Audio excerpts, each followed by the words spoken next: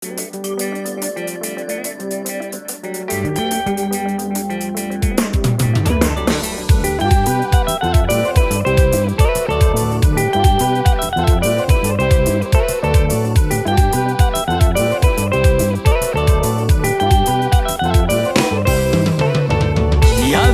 Jesu tumpo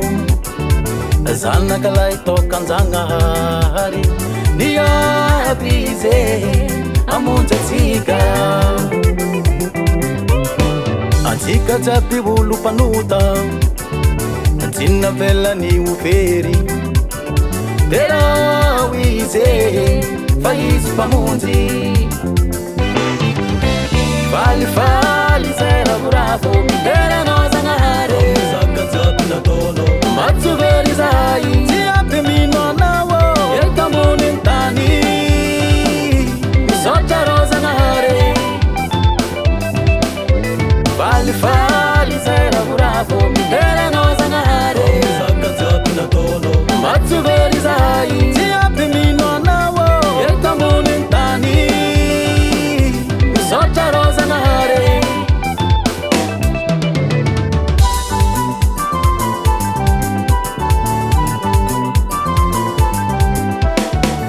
Izy namonjy atsika olombelogno mijaly mafy izy vao ny maty fitiavagna aby zegny namiany atsika jiaby olo mpanota misaora izy avo indrindra ony naitrea ninazy zaraiky falifaly zay ravoravo teranao Zanahary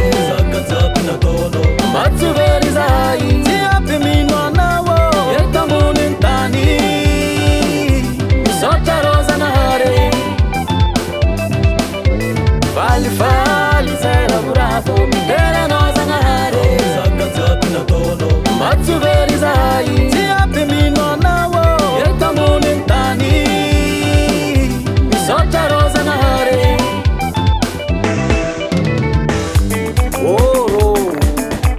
Saradato kaiky aya koa sarô gnahitana olo afon'aigna koa igny